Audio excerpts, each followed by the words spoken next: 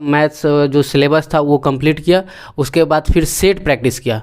Set practice मैंने 2018 से चालू किया, तो लगभग 18 से 19 के बीच में मैंने 300 से 400 सेट प्रैक्टिस किया, जिसके कारण मेरा मैथ्स में मतलब जो भी डाउट था वो क्लियर हुआ। करेंट अफेयर जो है वो हम ध्यान दिए थे, उस पर अच्छे से पढ़ाई किए हैं।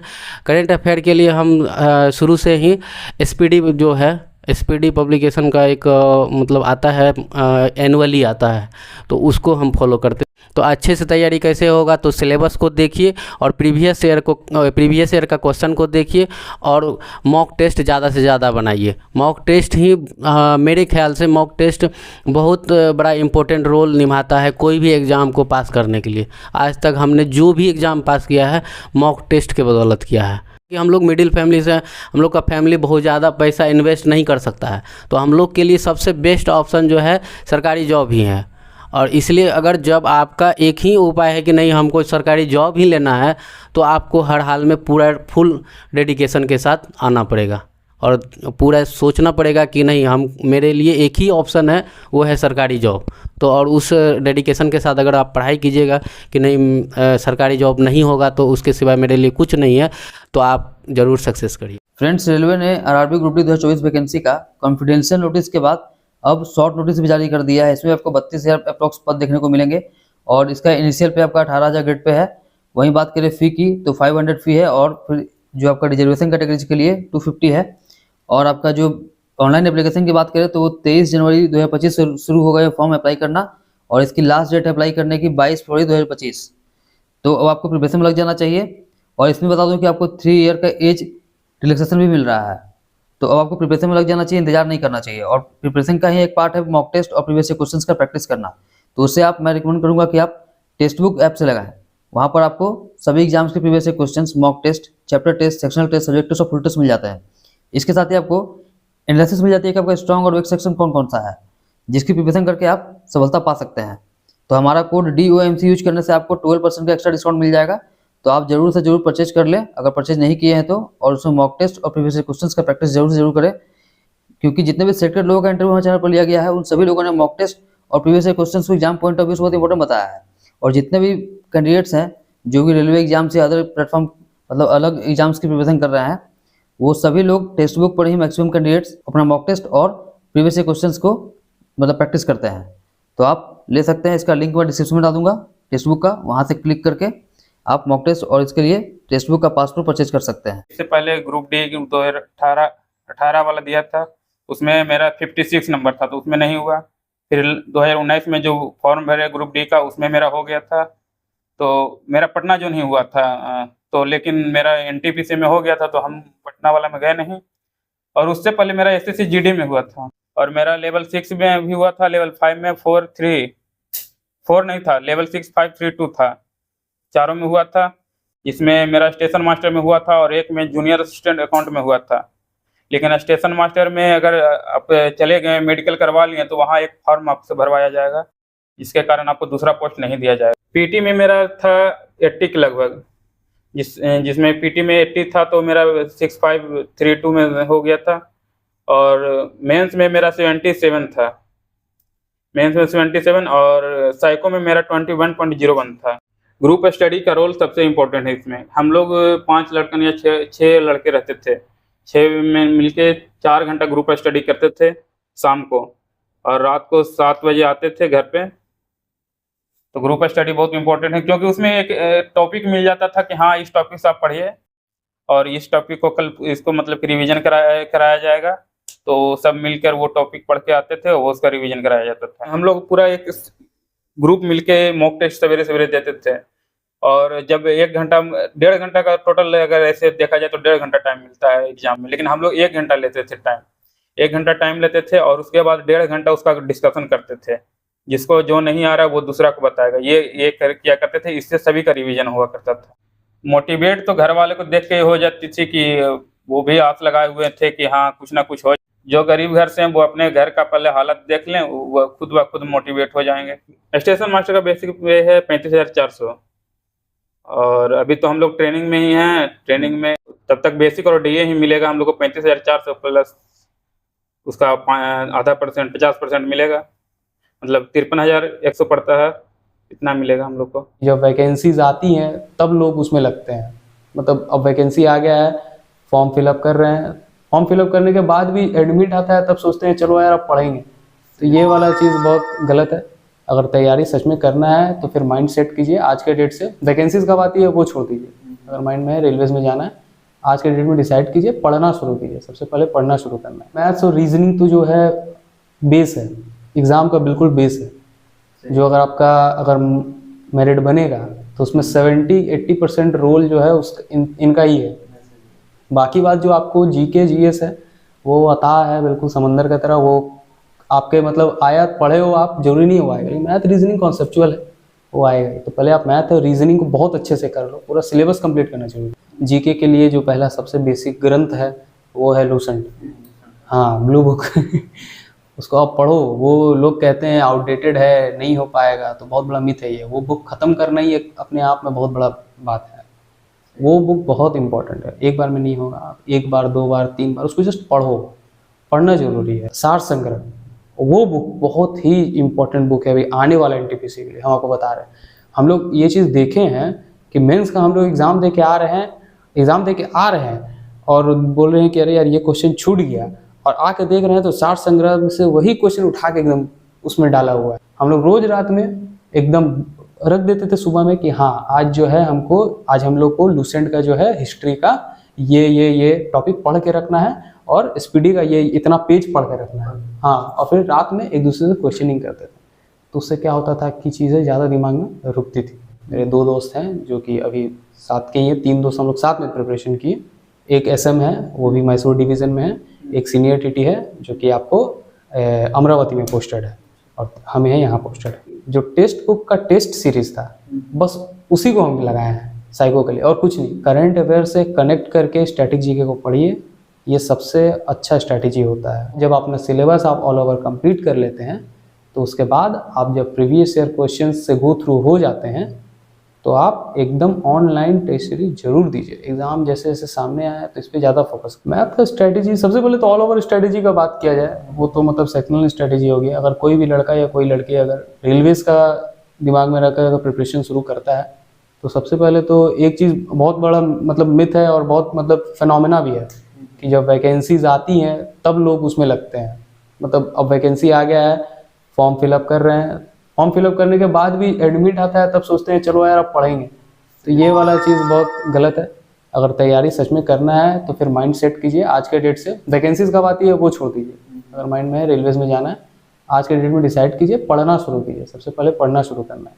अच्छा, अब जो बात कर रहे हैं कि सिलेबस वाइज कैसे पढ़ना है क्या नहीं पढ़ना है, तो सबसे पहले रेलवेज का जो कि बेसिक सिलेबस है, अगर हम लोग जस्ट एनटीपीसी पे फोकस करें तो मैथ्स हो गया, रीजनिंग हो गया और जीके हो गया। तो सबसे पहले आप मैथ्स और रीजनिंग तो जो है बेस है, एग्ज़ाम का बिल्कुल बेस है। जो अगर आपका अगर मेरिट बनेगा तो उसमें 70-80% रोल जो है इनका ही है। बाकी बात जो आपको जीके जीएस है वो अता है बिल्कुल समंदर की तरह, वो आपके मतलब आया पढ़े हो आप, जरूरी नहीं हो आएगा। लेकिन मैथ रीजनिंग कॉन्सेप्चुअल है, वो आएगा ही। तो पहले आप मैथ और रीजनिंग को बहुत अच्छे से कर लो, पूरा सिलेबस कंप्लीट करना जरूरी है। तो सिलेबस जो है आप सबसे पहले नोटिफिकेशन पे देखो, वहाँ पर आपका सब सिलेबस पूरा ब्रॉडली दिया हुआ है। मैथ्स का सिलेबस में क्या क्या चैप्टर्स हैं, बेसिकली 10th का ही आता है, 10th लेवल तक का ही आता है। उससे ज़्यादा में कुछ अगर आया तो प्रोबेबिलिटी वगैरह है, वो सब भी आप देख सकते हो, कोई बहुत बड़ा चीज़ नहीं है, बट 10th लेवल पे ही आता है मैथ्स। रीजनिंग जो है, रीजनिंग का आप वहाँ पर चैप्टर्स देखो कौन कौन सा चैप्टर्स है, और उसके बाद फिर जाके उसके अकॉर्डिंगली पढ़ना स्टार्ट करो। सोर्सेस आपके ऊपर डिपेंड करते हैं कि आप वो सोर्सेस कहाँ से लेते हो। बुक्स हैं बहुत सारा जो कि शुरू से चलता हुआ आया है। अभी के समय में यूट्यूब है, यूट्यूब से बड़ा हमको नहीं लगता है कि कोई भी दूसरा मतलब हेल्पफुल चीज़ हो पाएगा। उसके बाद कुछ है तो वो है अभी बहुत सारे ऑनलाइन पेड कोर्सेस हैं, बहुत सारे अच्छे अच्छे टीचर्स हैं जहाँ जिसके लिए आपको कहीं जाने की ज़रूरत नहीं है।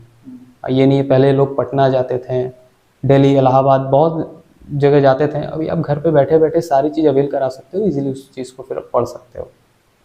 जैसे सोर्सेज बहुत ज़्यादा है, जैसे मैथ्स के हजारों टीचर्स हैं और अच्छे अच्छे टीचर्स हैं, कोई खराब भी नहीं है उसमें। तो किसका कोर्स लेना चाहिए नहीं लेना चाहिए, कैसे मतलब बच्चे फॉलो करें? देखिए, सबसे बड़ी बात है कि आप जैसे कि जो टीचर्स हैं वो खुद भी प्रमोट करते हैं, ऐसा नहीं है। कोई भी टीचर है जो कि यूट्यूब पे पढ़ा रहा है तो उसका पेड कोर्स भी चलता है और यूट्यूब पे फ्री कंटेंट भी वो डालता है। आप पहले फ्री कंटेंट्स उनका देखो, किनके साथ आपका वाइब मैच कर रहा है। जैसे कि हम जस्ट एक एग्जांपल देना सही रहेगा कि नहीं पता नहीं, बट बहुत सारे टीचर्स होते हैं जो कि बहुत अचानक से बहुत स्पीड और बहुत ही एडवांस समझाते हैं। किसी का अगर IQ उतना है कि उसको पकड़ ले रहा है, उससे पढ़े कोई दिक्कत नहीं है। कुछ बच्चे ऐसे होते हैं जिनका कि थोड़ा सा वो बेसिक से चाहते हैं चीज़ें, तो बहुत सारे टीचर ऐसे भी हैं जो कि बेसिक से ही पढ़ाना शुरू करते हैं, तो आप उनसे लो। तो ये आपका कॉल होगा, ये आपके ऊपर डिपेंड करता है कि आप किससे पढ़ना चाहते हो। एग्जाम्पल के लिए बहुत सारे लोग जानते ही हैं, आदित्य रंजन सर हो गए, अभिनय मैथ्स हो गए सॉरी, और भी बहुत सारे टीचर्स हैं, तो आप उनसे पढ़ सकते हो अपने अकॉर्डिंगली। पवन राव सर हैं जो कि बहुत बेसिक से बहुत सारी चीज़ें मतलब वो दिए हुए हैं, आप उनको अगर देखो तो मैथ्स के लिए ज्योमेट्री में उनका बहुत अच्छा पढ़ाए हैं वो। अब अभिनय मैथ्स भी बहुत अच्छे हैं, उनका भी तगड़ा बहुत अच्छा लगता है। तो ये सारी चीज़ें हैं। मैथ्स हो गया। रीजनिंग जो है, रीजनिंग के लिए आप क्या करिएगा, पहले आप चैप्टर देखिए। चैप्टर में आप जब चैप्टर को देखते हुए जब आप प्रीवियस ईयर से पेपर्स में अगर क्वेश्चंस उन सब चैप्टर्स के देखोगे तो आपको पता चलेगा कि 50% आप अपना कॉमन IQ से ही उसको सॉल्व कर ले रहे हैं। उसमें कुछ है नहीं, कोडिंग डिकोडिंग है, ये सारी चीज़ें हैं। और भी बहुत सारा चीज़ है, अल्फ़ाबेटिकल सीरीज़ हो गया, नंबर सीरीज़ हो गया, डायरेक्शन हो गया, ये सब चीज़ बहुत सारी चीज़ें लोग अपने से ही कर लेते हैं। कुछ चीज़ें हैं जो कि नहीं हो पाती हैं, कुछ चैप्टर्स हैं जिनके लिए थोड़ा कॉन्सेप्ट का ज़रूरत होता है और प्रैक्टिस का ज़रूरत होता है। तो उन सब चीज़ों के लिए आप पहले यूट्यूब पे सर्च करो। चैप्टर्स हैं जैसे कि ब्लड एंड रिलेशन है, मान लो ये आपसे नहीं हो रहा है तो पहले आप यूट्यूब पे सर्च कर लो, आपको वहाँ पर बहुत सारे वीडियो आ गया, वीडियो को आप देखो, जो बेसिक उसका कॉन्सेप्ट है जो कि आप समझो, उसके बाद आप प्रैक्टिस करो। इस तरीके से ये अप्रोच होगा तो आप सबसे पहले सिलेबस को पूरा कंप्लीट कर पाओगे, जो कि बहुत ही ज़रूरी है। उसके बाद आप जीके की बात कर रहे हो तो जीके में हम लोग को सबको पता है, अगर रेलवेज में NTPC की बात करें तो इसमें जो है आपको हिस्ट्री, ज्योग्राफी, पॉलिटिकल साइंस इसका ज़्यादा वेटेज रहता है, और जो आपको स्टैटिक जीके और जो आपको करंट अफेयर हो गया। बाकी जो ग्रुप डी वगैरह है उसमें आप देखिएगा तो उसमें साइंस ज़्यादा आता है, तो आपको देखना पड़ेगा और उसके अकॉर्डिंगली पढ़ना पड़ेगा। पढ़ने के लिए लोग बहुत सारे पूछते हैं कि कौन सा बुक्स है, अगर कोई नया अभी कंपटीशन में आया है तो उसके लिए सबसे पहला क्वेश्चन यही रहता है कि कौन सा बुक्स हमको अच्छा रहेगा सिलेबस कंप्लीट करने के लिए। जीके के लिए जो पहला सबसे बेसिक ग्रंथ है वो है लूसेंट, हाँ ब्लू बुक उसको आप पढ़ो। वो लोग कहते हैं आउटडेटेड है, नहीं हो पाएगा, तो बहुत बड़ा मिथ है ये। वो बुक ख़त्म करना ही अपने आप में बहुत बड़ा बात है। वो बुक बहुत इंपॉर्टेंट है, एक बार में नहीं होगा, आप 1 बार 2 बार 3 बार उसको जस्ट पढ़ो। पढ़ना ज़रूरी है क्योंकि जीके का क्वेश्चन जो है कहाँ से आएगा कोई नहीं जानता।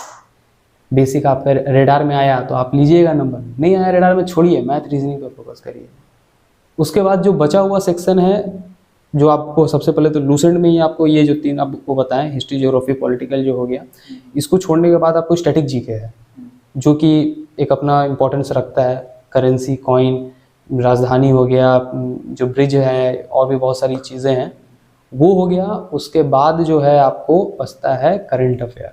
करंट अफेयर से कनेक्ट करके स्टैटिक जीके को पढ़िए, ये सबसे अच्छा स्ट्रैटेजी होता है करंट अफेयर और स्टैटिक जीके को पढ़ के जीके पे फोकस करने का। तो इस तरीके से आप सिलेबस जो है ब्रॉडली हम ट्राई किए हैं बताने का, आप कंप्लीट कर सकते हो। उसके बाद जो चीज़ है वो है प्रीवियस ईयर क्वेश्चन पेपर्स।